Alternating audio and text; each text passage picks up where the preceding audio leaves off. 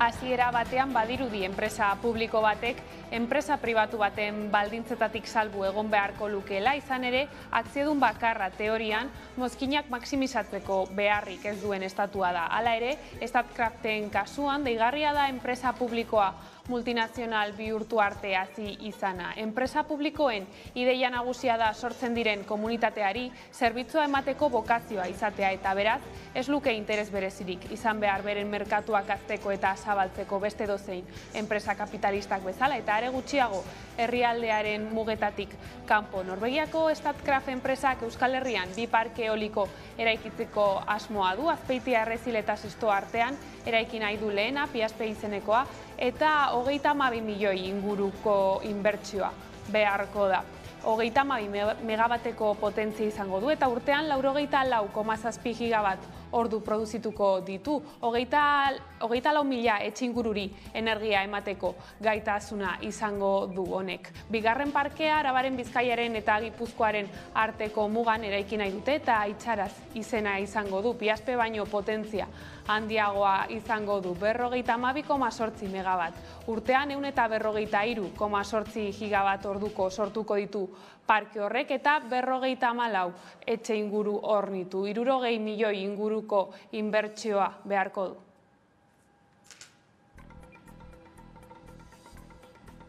Arratsaldeon, Piaspek ez duenez gaindituko 50 megabateko potentzia Eusko Jaurlaritzako ekonomiaren garapen jasangarritasun eta ingurumen sailean tramitatu beharko du enpresak, baina besteak potentzia hori gaindituko duenez Espainiako Industria Ministerioan egin beharko du tramitazio administratiboa. 2026an dute asmoa eraikitzen hasteko, 2027an martxan izan dadin. Hala, Araba, Bizkaia eta Gipuzkoan 5 parke eoliko daude egun martxan, beste 14 parke eraikitzeko baimenak daude erregistratuta. Nafarroan berriz 50 parke eoliko baino gehiago daude. Herritarrain batek ez dute ontzat jo Azpeitian parke eoliko bat eraikitzeko proiektua eta hasiak dira haren aurka antolatzen. Irailaren 21an batzar-ireki bat egingo dute. Halaxe heldu dio gaiari gurean Mikel Otero, EH Bilduko legebiltzarkideak.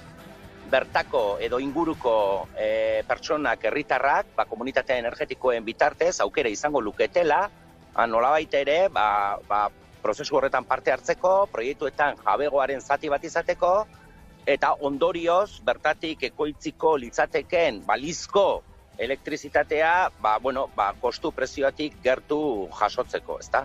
Nik uste dut horrek, nobedade bat eskaintzen duela. Euskal Autonomia Erkidegoko eta Nafarroako Kontseilu Ekonomiko eta Sozialari bilera eskatu dio LAB sindikatuak. Horretarako idazkiban erregistratu dute sindikatuko ordezkariek, Bilbon eta Iruñean. Horrez gain, krisi ekosozialari aurre egiteko aberastasuna banatzeko eta eredu sozioekonomiko berri bat abiatzeko neurriak ere aurkeztu ditu sindikatuak. Igor Arroyo koordinatzaile orokorra izan da goiz honetan Bilboko agerraldian. Entzun. Batetik, eredu ekonomiko eta sozialan transizio bat ireki beharra dago, bizitza erdigunean izango duen eredu bateranzko transizio ekosozialista eta feminista garatu beharra dago, non etekinak ez diren izango lehentasuna izango dutenak, baizik eta herritarren eskubideak eta herritar guztien bizitza duina. Eta beste alde batetik, dagoen ondasuna denon artean banatu beharra dago. Banaketa politikak ezarri behar dira, enplegua, lana eta ondasuna banatu beharra dago. Eta ekonomiarekin lotuta Nafarroak 5.216 milioi euroko gastu muga izango du 2023an, aurten baino 9% gehiago. Era berean, Elma Sainz Nafarroako gobernuko ekonomia eta ogasun kontseilariak aurreratu du Europako funtsetatik 245 milioi euro jasoko dituztela. Berebiziko garrantzia duten aurrekontuen lehen mugarria den gastu zabaiaren aurkezpena egin du gaur goizean Elma Sainz Nafarroako ekonomia eta ogasun kontseilariak. Hauteskunde urtea izan da eta egungo egoera ekonomikoak bultzatuta gobernuak bere historiako aurrekonturik altuena aurkeztu du. Gaur gauzak horrela hasiera eman nahi diote Nafarroan aurtengo aurrekontuen prestaketa eta negoziazioari. Sainzek azpimarratu du talde guztiekin hitz egitea aurre ikusten dutela. Presupuesto expansivo, un presupuesto que sea capaz de afrontar los complicados retos que están encima de la mesa y capaz también de afrontar las dificultades que pudieran surgir si éstas se producen. La actitud del Gobierno siempre ha sido la misma, cada uno de los ejercicios, es la mano tendida para pues lograr acuerdos tan importantes como pueden ser estas cuentas públicas a la ciudadanía. Kultur arlora salto bart jaso du Donostia saria Juliet Binoche aktore frantziarrak kursalean. Ura izan da bart gaueko ekitaldiko protagonista nagusia. Isabel Koizet eskuetatik jaso du saria Eneko Sagardoik aurkezturiko ekitaldian. Zinemaldiko antolatzaileek maiatzean iragarri zuten aktorea izango zela urtengo Donostia sarietako bat jasoko zutenetako bat. Ekitaldiaren aurretik atzo goizean prentsaurreko bat eman zuen eta bere ibilbide luzeaz jardun zuenan. Hilberri den Jean-Luc Godard zuzendariari buruz ere hitz egin zuen. Hark paper bat eman zion 1985 urtean eta azaldu zuen orduan ikasi zuela zuzendariak ez diola beti laguntzen aktoreari. Era berean esan zuen ez duela sekula izan rol interesgarriak lortzeko arazorik, baina horretarako garrantzitsua dela aukeratzen jakitea.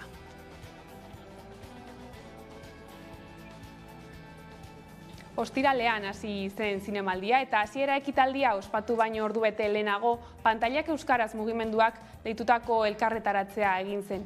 Kursalaren aurrean Zurriolako zubiaren ertzean izan ere, aurten Donostiako zinemaldiko emanaldiak aztertu ditu pantailak euskarazek eta zabaldutako datuen arabera emanaldien 10% inguru dira euskaraz, eleaniztunak edo euskarara aspiratzita. Hala zinemetan, zinema jaialdietan, telebistan zein plataformetan, euskarak bizi duen diskriminazioa amaitzeko erakundeen ardura dela uste dute ekimeneko kideek eta ikusentzunezkoen kontseilua eskatu dute.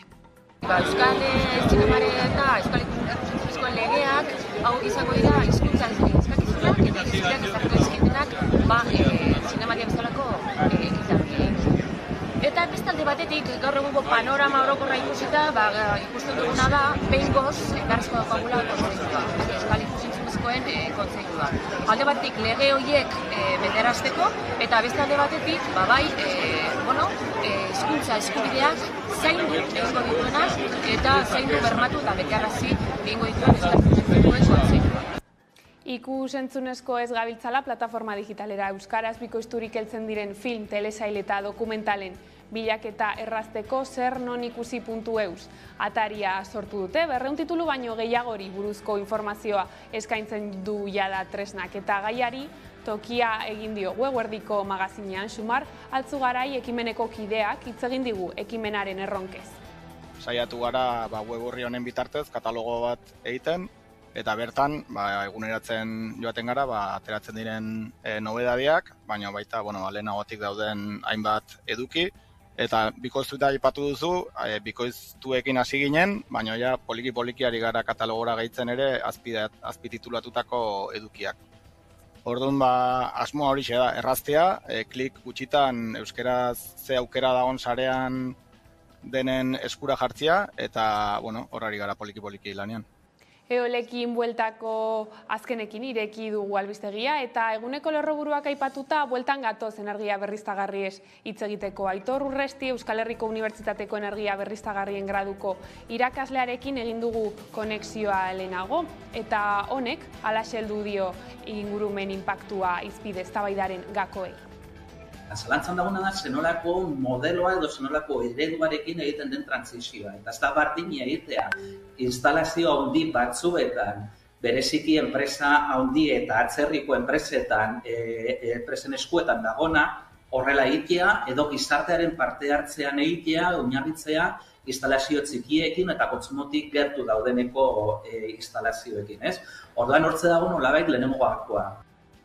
Bestaldetik gero eta gutxiago gelditzen da ekotopaketak. Asteko hilaren 30 urriaren 2 bitartean egingo dira Portugaleten eta egitarau zabalarekin aldaketak eragiteko tresna berrien beharraz gogoeta egingo dute. Gogoratu izena ematea irekita dagoela. Krisi sistemiko batean sartzen hasita gaudela eta planetaren mugak gertu daudela ikusita aldaketa bila dator ekotopaketak. Bizi dugun krisi ekosoziala erdigunean jarriz eta Euskal Herrian aldaketa bultzatzeko modua ez hausnartzeko jardunaldiak antolatu dituzte hilaren 30 hasi eta urriaren 2 bitartean Portugaleten. Gertatzen ari dena hitz egin beharra dagoela iritzita. Egiten duguna alda krisi ekologikoa gerarazteko egin dezakegun guztia. Mundu guztiarentzako irekiak izango dira jardunaldiak eta horietan zenbait elkarte ekologistek, unibertsitate irakaslek, nekazarik eta beste eragile batzuek hartuko dute parte. Azken krisiak gure garaia lelopean. Portugaleteko merkatuan eta Sastraka gaztetxean egingo dituzte, eta egitarau zabala aurkeztu dute jada.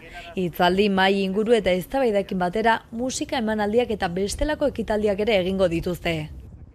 Arazoak globalak izanik ere, Euskal Herrian aldaketa eragiteko zer egin behar den izango dute mintzagai ekotopaketetan. Baita xede hori lortze aldera tresna berri bat beharrote den ere. Arazo ekosozialek irtenbide ekosozialak dituzte. Ekotopaketak iragartzen dituen afisan zurezko pieza batzuk agertzen dira, amiltzar dagoen dorre bat osatzen dutenak. Gaur egungo egoeraren metafora egokia izan daitekela uste dute antolatzaileek. Jendartea egurrezko piezekin egindako dorre horietako baten modukoa da. Altua eta ezegonkorra, oso euskorra. Ez dezagun ahaztu, labe garaienak ere erdoilak hartu zituen, eta Inperio Handiak erortzen dira. Aldaketen garaiak datoz, eta ez gaude prest. Egurrezko dorraren iduria hautatu dugu, jengarena. Gure etxea erortzeko zorian egon daitekelako. Ekiteko garaia dela aintzat harturik aldaketa bila datoz. Horiek hala gertatzen ari denaren tamainaz jabetu eta olatu ekologistara batu nahi duen orok izena eman dezake ekotopaketen webgunean, edota komunikazioa abildua ekotopaketak.eus helbidera idatziz. Irtenbide ekosozialak dituzte. Azpiegiturei dagokienez, Iruña eta Altsasu artean HTren lanekin aurrera egitea adostu dute Nafarroako gobernuak eta Madrilek Euskal Y-aren lotura Gasteiztik edota Ezkio itsasotik egingo den erabaki gabe dagoen artean. Hori hala, Castejon eta Altsasu arteko abiadura handia behin-behinean martxan jarriko litzateke. Nafarroako abiadura handiko trenaren eta Euskaliaren lotura Gasteiztik edota Ezkio itsasotik egingo den erabaki gabe dagoen bitartean, Nafarroako gobernuak eta Espainiako gobernuak erabaki dute Iruña eta Altsasu arteko HTren trazadura planifikatzeko eta gauzatzeko lanetan aurrera egitea. Erabaki horrekin Castellon eta Altsasu arteko abiadura handia behin-behinean martxan jarriko litzateke, Euskaliaren azken konexioa edozein izan da ere. Euskaliarekin lotzeko azken zateari dagokionez, Bernardo Ziriza Nafarroako lurralde kohesiorako kontseilariak defendatu du Gasteizko alternatiba ia osorik gainazalean doala, geoteknikoki asko aztertutako lursail batean. Korridore horren inguruan azpiegitura eta erekin ugari daudelako, egungo trenbidea eta N bat errepidea esaterako. Horregatik ezin omen da aurreikusi arazo geotekniko esanguratsurik. Altsasu Gasteiz aukerak ordea azpiegitura bikoiztea eskatzen du. Ibilbide luzeagoa izango litzateke eta zentzu horretan eragin zabalagoa izango luke, sakana bito zatituz. Ezkioko aukerari dagokionez alternatiba honek bere gain dakar askoz laburragoa dela, baina bi aukeren artean garestiena. Aurrekontua 2.000 milioi eurokoa litzateke.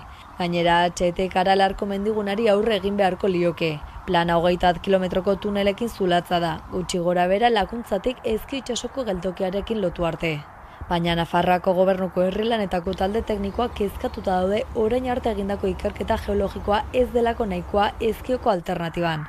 Hori ala Bernardo Ziriza kontseilariak ministerioari eskatu dio prospekzio geofisikoak eta zundaketa geoteknikoak egitea, Ezkioko alternatibak dakarren ziurgabetasun maila handia argitu ahal izateko.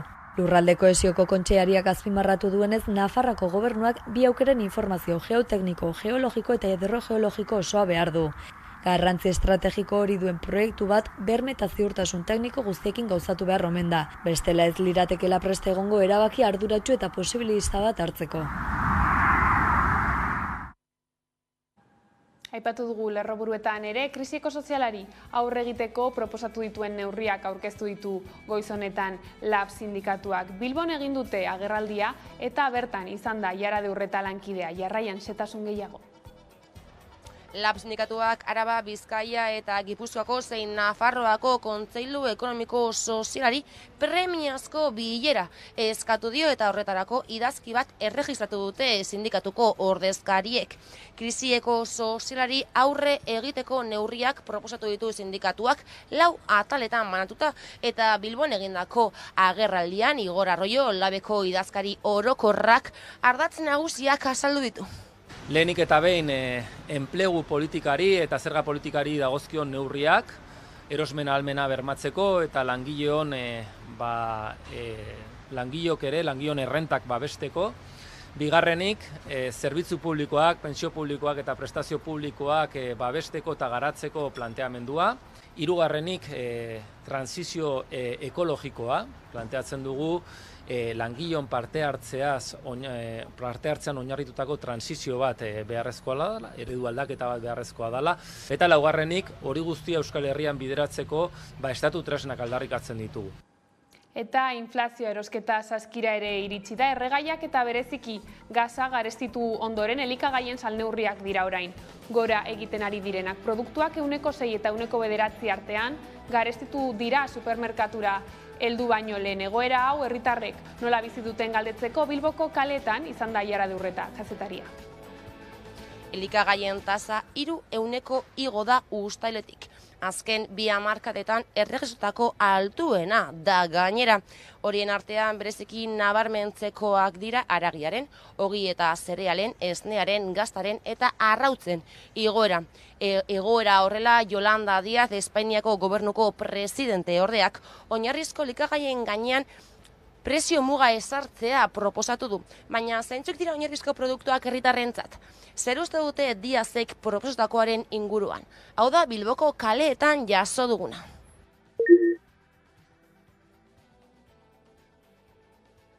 Zirina, en plan... Barazkia, fruta... produktuak, arroza olakoak, en plan basikoak, no sé. Nire ustez adibidez ogia, esnea, arrautzak, patatak, eta horiek esango nituzke. Esnekiak eta behar bada fruta eta berdurak eta bai, hori izango ziren oinarrizkoak. Eta behar bada okel apur bat. Frutak, ezin beste zenbarko dira. Madariak, bai, zerezak, bai, melokotoiek, baina frutak nik uste oinarrizkoak direla. Gero bai, komplementatzeko, gero legumbreak eta barazkiak. Baina, eta baita be, legatzak eta danala. Produktuen inguran, dabilera asko igotzen, eta ni nabaritu dut. Edo nor nabaritu du, soaz erosketa egitera, eta lehen ez dakit, agian €1 gastatzen zenituen konpra handi batzutan, eta orain gastatzen duzu, ez dakit bikoitza, ez dakit agian asko da bikoitza, baina gastatzen duzu pilo bat. Ondo egongo lirateke, baina hori gobernuak erabaki behar du, inflazioa dela eta guztia igo egiten ari da. Ez bakarrik elikagaiak eta oinarrizko produktuak guztia. Bankoak eta horrela momentuz igo egiten dituzte interesak eta horrela hipoteka bat hartzeko eta. Ezken finean, oinarrizkoak dinez gero eta pertsona bakoitzeko nolabait ezin bestez horretaz oinarritu behar denez, ez dela galestetu behar. Azken batean bestela jendea joango da kanpora zeo zer hartzera, hau da jantetzera eta dalakoak, baina hori ez da nolabait merketasuna. Azken batean hori da, puntu batzuk eman aldizkoela pertsonak, baina egutegian ez egun egin behar den gauza bat. Ondo, printzipioz ondo ikusten dut, ez dakit posible dan edo ez, baina ondo, ederto ikusten dut. Ni nahiko adoz, ni adibidez egunero noa erosketara, eta ikusi duela egoera nabari bat hori oinarrizko produktuetan, nire ustez gehiagizko prezio bat egotea, ondo egongo litzateke. Lan gatazketara salto, Arabako metalgintzako sindikatuek udako porraldia amaituta mobilizazioak eta grebak berreskuratu dituzte, baita bilerak ere. Hilaren hasieran SEA patronala eta sindikatuak elkartu ziren, gaur bilera bat egin dute eta arratsaldean berriz ere elkartu dira. Sindikatuek azaldu dutenez patronalak negoziatzeko asmoa erakutsi du eta horregatik arratsaldean elkartu dira eskatzen duten lan hitzarmen kolektiboa sinatzeko asmoz. Momentuz aste honetarako aurreikusita dauden lan uzteak bere horretan jarraitzen dute bileran ez ustekorik ez badago. Asteazkenean, ostegunean eta ostiralean Arabako metalgintzako langileak ez dira lanera joango. Arabako metalgintzako sindikatuek urte luzez daramate lan hitzarmen kolektiboa adosten patronalarekin. Oporraldia eta gero mobilizazioak eta bilerak bueltan dira. Gaurkoa 3. bilera da, sindikatuak eta SEA patronala berriz bildu dira lan hitzarmen kolektiboa adosteko helburuarekin. Aurreko 2 bileretan ez zuten aurrera pauso bereizgarriak eman. Sindikatuek diotenez, patronalak zenbait kontutan adosteko nahia erakutzi arren ez zen nahikoa. Horrekin batera, aurreko astean Lako aurrean elkartu ziren langileak eta salatu zuten erakundeek funtsezko zeregina duela gatazka honetan. Bertan, asearen partetik aldaketa bat eman da eta sindikatuek hainbestetan eskatu dizkigun edukitako batzuk mahai gainera ekarri ditu. Besteak beste, jardunaldiaren jaitsiera bat eta lan istripu edo lan gaixotasunetan kobratzen dien osagarrien 1% tauletan. Hori dela eta ikusita ere aldaketa bat eman dela, sindikatu guztiok prest agertu gara negoziazioari haize gehiago emateko eta berarekin jarraitzeko, eta honen bestez, gaur arratsaldean berriro negoziazio maila berriro ere bilduko da, ikusteko ea badagoen aurrerapenik edo ez. Eskaerei dagokienez, behin-behinekotasuna eta malgutasuna mugatzea, laneko osasuna eta berdintasuna bermatzea, eta aldi baterako ezintasunagatik osagarriak hobetzea dira sindikatuen gainerako aldarrikapenak. Gauzak horrela ezustekorik ez badago hilaren 21, 22 eta 23 metalgintzako langileek lanuzteak egingo dituzte. Aldiz, ArcelorMittaleko Espainiako zuzendaritzak aldi baterako lan erregulazio espedientea proposatu du 2023ko abendura arte Espainiako estatu osoan. Lab eta ELA sindikatuek baina argi adierazi dute ez dutela onartuko. Asteazkenean berriro bilduko da zuzendaritza sindikatuekin. Ez degula babestuko, esan gaik ez buruik ez duen planteamendu dago.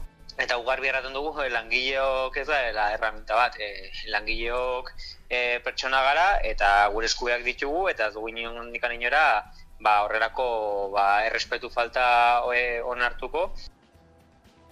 Eta ikasturte politikoari hasiera emango dio ostegunean Eusko Legebiltzarrak eta Iñigo Urkullu lehendakariak hitzaldia eskainiko du goizeko saioan. Lehendakaritzak hitzaldiaren ardatz nagusiak igorri dizkie gaur Legebiltzar taldei eta komunikabidei ere bai. Igorritako laburpenak jasotzen duenez munduak bizi duen ziurgabetasun egoera izango du hizpide Urkulluk. Azken 2 urte eta erdian pandemiak eragin duen osasun krisiak eta gaur egun Ukrainiako gerrak sortutakoak ziurgabetasuna ekarri dutela azalduko du eta testuinguru horretan lankidetzan oinarritutako gobernantzaren alde egingo du. Eguerdi honetan lehendakaria Andoni Ortuzar Euskadi Buru Batzarreko presidentearekin bildu da, Sabinetxean legegintzaldiko lehentasunak finkatzeko. Bertan izan da Joseba Egibar, legebiltzarkidea ere, eta adierazi duenez, ostegunean izango den politika orokorreko bileran, lerro nagusi akordioak bilatzea izango da haien alderdiarentzat.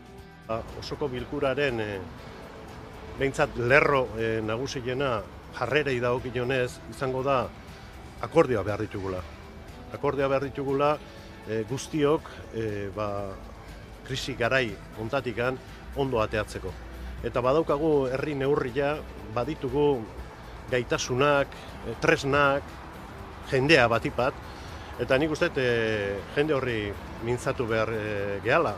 Eta esan baita ere arlo personalean guzti honek eskatuko dula konpromisoa eta gizarte disiplina. EH Bildu konferentzia politikoa egin zuen larun batean, Bilboko Euskalduna jauregian Euskal Herria eskatu eta beste mota bateko gizarte bat eraikitzeko xedea berretsi eta horretarako urrats garrantzitsuak egin dituztela, esan zuen bertan Arnaldo Otegik. Era berean EH Bilduko idazkari nagusiak jakinarazi zuen Euskal Estatu itunak proposatuko dituztela. Aurten ere, Euskal Herriak behar duen ibilbide nazionala egiteko eta erronka guztiei aurre egiteko energia, zaintza aldaketa klimatikoa, eredu poliziala eta hezkuntza eredua aipatu zituen. Besteak beste goiz honetan berriz, politika orokorreko eztabaidari begira prentsaurrekoa eskaini du Maialen Iriarte EH Bilduren legebiltzarreko bozeramaileak, subiranotasun gehiago behar dela nabarmendu du eta Otegik asteburuan esandakoak berretsi ditu. EH Bilduk Euskal Estatu itunak proposatuko ditu aurten. Herri honen eta Euskal Herritarren gaitasun guztiak modu kooperatiboan eta demokratikoan balioesteko aprobetxatu behar dira aliantzak. Eta aliantza indartsuak egin behar ditugu. Eta aliantza indartsuak ehuntzeko unea da. Euskal Herria Bildu izango da, herri honek behar dituen estatu itun hoiek, estatu itun hoiek errealitate bihurtzeko bermea, horretan arituko garelako buru belarri. Aurkezten diren aukera leiho guztiak baliatuko ditugu gehiengoaren interesak babestuko dituzten estatu itunak egiteko. Eta behar diren estatu itun guztiak bultzatuko ditugu herri hau egoera hobe eta esperantzako batera eramateko. Eta kulturan zinemaldia martxan dela aipatu dugu lehenago ere. Bart jaso du Donostia saria Juliette Binoche aktore frantziarrak kursalean. Jaun Andreok, Donostia saria Juliette Binoche-entzat da. Je peux m'approcher? Bien sûr.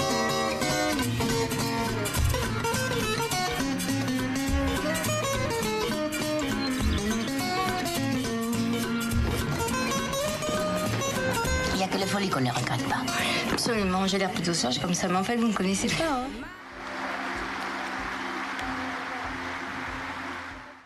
Un fidèle compagnon de route, le silence. Bide lagun bati isiltasunari, bai isiltasuna. Isiltasuna presentzia bada, eta hartualdi baten aurretik, antzestu aurretik isiltasuna da nik dudan indarra. Nik indar horretatik ateratzen ditut emozioak eta sentiberatasuna emozioak. Eta borondaterik gabe agertzen da, baina isiltasunik gabe ez dago hitzik. Isiltasunik gabe ez dago espiriturik. Eta isiltasun hori partekatua denean, zinemagile batekin partekatzen duzunean, edo antzezle batekin, edo zinematalde batekin, une horretan bertan urrezko ari bat sortzen da, eta gero hori film bat bihurtzen da.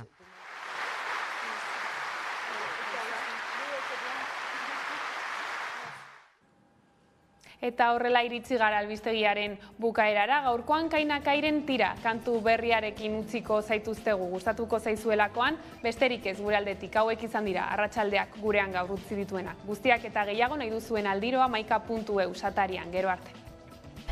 Kiribilka jauzia, zuloan berantzea pampin bat bezala utxia, ari batetik zintzilik bizia, bizitzako iparra, aurkitu ezina, bihurtzeko naia, guztiz desegina, azida ez natean barne bazapia, nahiko izan duzen datu nahi du zauria, ez dago argirik zuloan, soilik zaude zuloan, baina lurra jo eta ez natzerakoan. Utzi ateratzen, azke piztia, esnatu zaitez, orda guztia, zugan datu indar guztia. Utzi ateratzen, azke piztia, zokata tira, tira, tira, tira. Hartu zokata tira, tira, tira, tira. Guda batean murgiltzen naiz egunero, jango nauzu erori ezkero, hankak lurri